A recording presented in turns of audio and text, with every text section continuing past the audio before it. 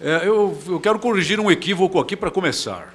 A Lei 11.343 não afastou a figura de crime com relação a posse de entorpecentes, não. Ela mantém, no artigo 28, a tipicidade. E não despenalizou também.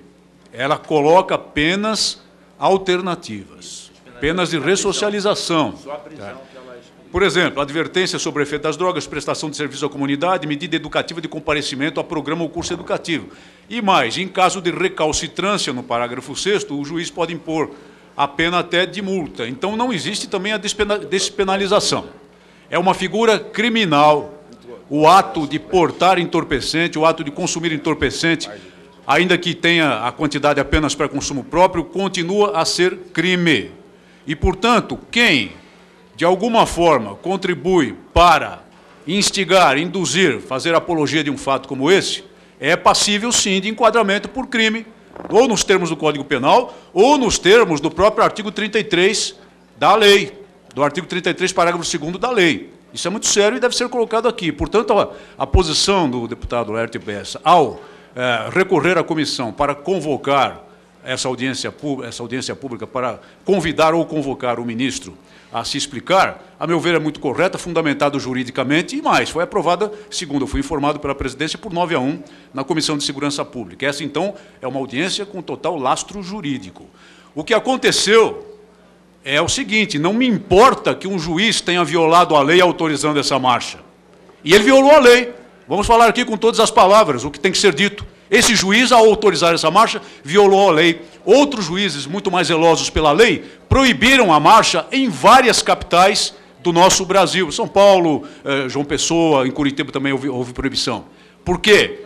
Trataram de ler a lei e trataram de interpretá-la exatamente como ela consta. Como ela consta exatamente do diploma legal. Muito bem.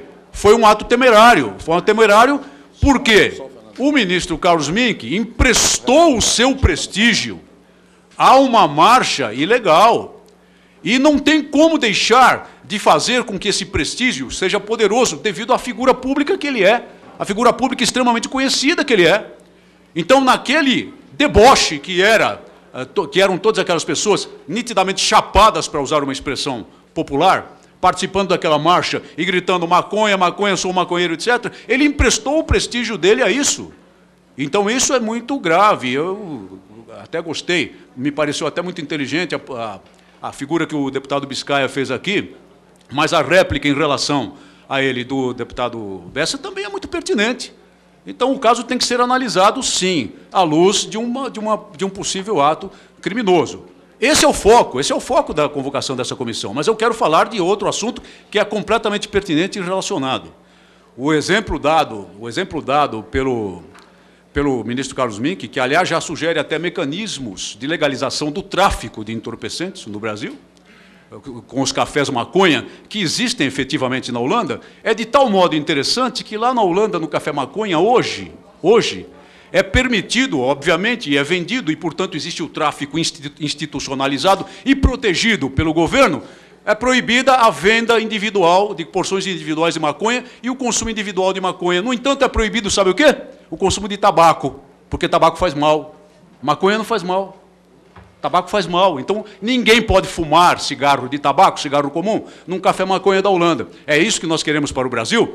Vamos deixar de tratar romanticamente a figura do usuário de entorpecentes. O usuário de entorpecentes é um alimentador do tráfico. Se a legislação evoluiu para permitir a ele uma melhor condição de tratamento, muito bem, muito bem. Não vou fazer reparos a isso e acredito que não se devam fazer reparos a isso.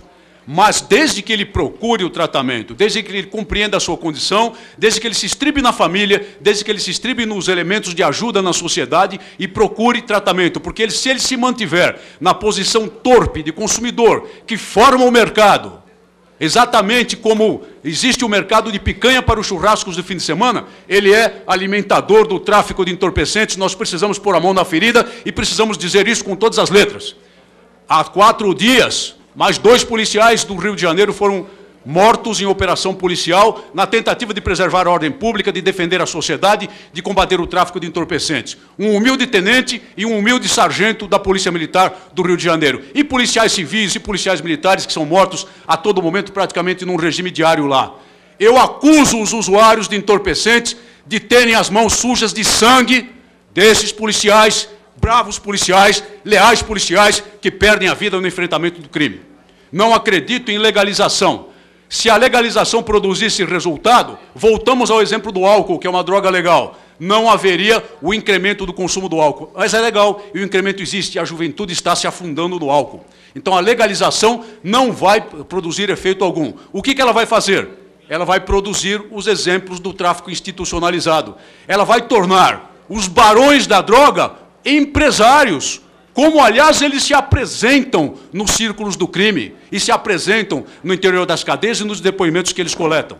E não é isso de que nós precisamos. Nós não precisamos de barões da droga transformados em usuários. Nós precisamos, neste momento de combate duro ao crime organizado, o pai medonho de todos os crimes, que é o tráfico de entorpecentes. Muito obrigado.